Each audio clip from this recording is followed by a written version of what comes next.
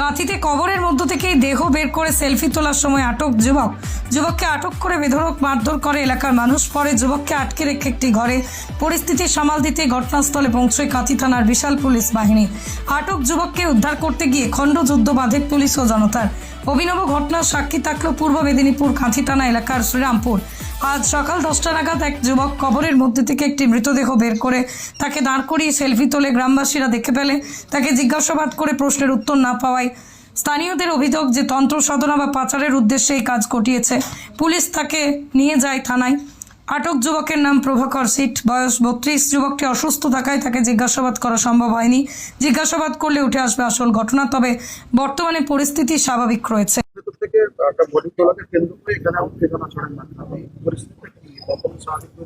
আমরা খবর পাই যে একটা গ্রেভিয়ার্ড থেকে একটা ডেড বডি, যেটা 7-8 বছরের পুরনো, তার একটা স্কেলিটন একজন ব্যক্তি তুলেছিলেন। সেটা নিয়ে উত্তেজনা সৃষ্টি হয়েছিল। সেই ব্যক্তিকে এখানকার কিছু মানুষজন মারধর করেছে। আমরা সেই ব্যক্তিটাকে উদ্ধার করে হসপিটালে পাঠিয়েছি। পেশেন্টের অবস্থা খুব সিরিয়াস আছে। এরপরে আমরা যেটা যেটা স্টেপ নেওয়ার সেটাই নেব।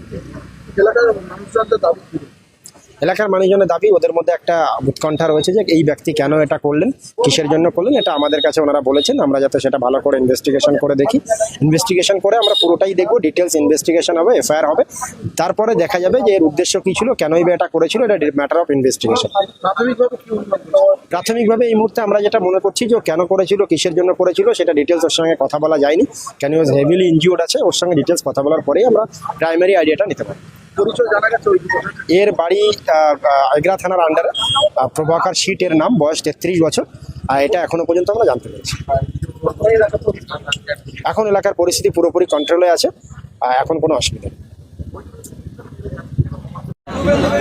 দাদা, এটা আমাদের পশ্চিম শ্রীরামপুর গ্রাম।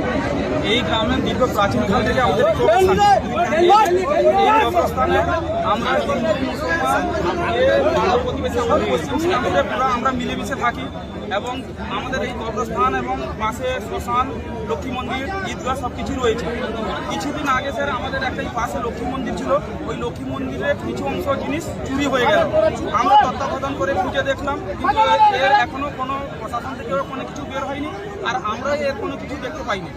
আজকে আবার দেখছি আমরা হঠাৎ আমাদের এই এত পুরোনো প্রাচীন কবরস্থান থেকে ঠিক মিডিল অবস্থা থাকে, যেখানটায় মানুষ, কবরস্থান মানে একটা শান্তিপ্রিয় জায়গা, যেখানটায় কোনো লোক যাতায়াত করে না। কবরস্থান কেউ মারা গেলে এরা মাটি দিতে আসে। ঠিক মিডিল পজিশন থেকে পুরো ঘুরে বডিটাকে তোলা হয়েছে।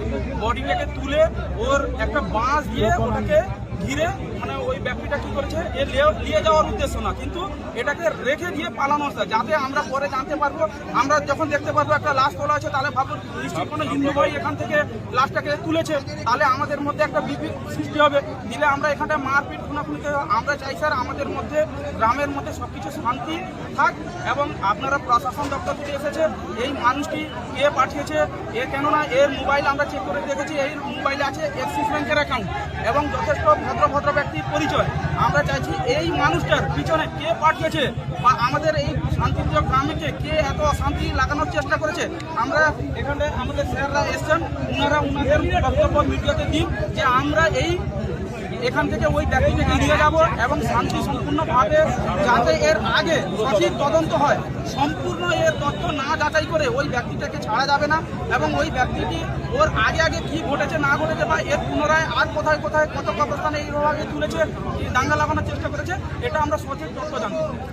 আরেকটা বিষয় হচ্ছে, ওই লোককে দেখে কি অনুমান করা যাচ্ছে কোনো তান্ত্রিক বা ওই লোককে স্যার তান্ত্রিকও মনে হয় না, পাগলও মনে হয় না। ও লোকটা সরাসরি আমাদের এই শান্তিপ্রিয় জায়গার মধ্যে আমাদের মধ্যে গন্ডগোল এবং বিভেদ লাগানোর সৃষ্টির চেষ্টা করছে। এর ঘটনাটা ঘটেছে স্যার এই 9:30 দিকে, স্যার 9:35-40 দিকে আমাকে ফোনটা গেলে যে গ্রাম থেকে যে এইরকম আমাদের কবরস্থানে একটি মৃতদেহকে তুলেছে, যার মধ্যে একটু মাংস নেই, পুরো হাড়গুলো রয়েছে। তখন আমি একটু বাইরে ছিলাম, ওখান থেকে 15 মিনিট আমার আসতে টাইম লেগে গেছে। আন্তরাজ্য কঙ্কাল পাচার চক্র, আন্তরাজ্য কঙ্কাল পাচার চক্রের সঙ্গে যুক্ত বলে কি মনে করছেন? এরা স্যার আমরা যা দেখছি এখন তো এই আমরা দেশে তো দেখছেন হিন্দু মুসলিমকে বিজেপি কিভাবে সন্ত্রাস তৈরি করার চেষ্টা করছে। এরা চাইছে আমাদের মধ্যে আবার একটা শান্তিপূর্ণ জায়গাতে সন্ত্রাস সৃষ্টি করে আমাদের মধ্যে ঐক্য বিভাজন করে আমাদের শান্তিটাকে নষ্ট করে সব কিছু ধ্বংস করতে চায়। আপনার নাম? আমার নাম মির্জা ইসমাইল শেখ, 4 নম্বর রায়পুর জিপি যুব সভাপতি এবং পশ্চিম শ্রীরামপুরের মেম্বার।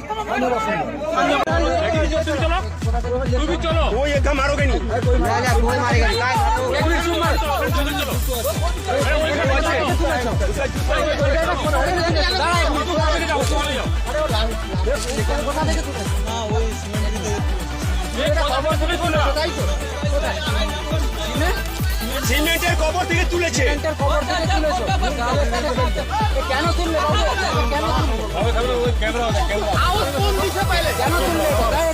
এটা কেন করলে?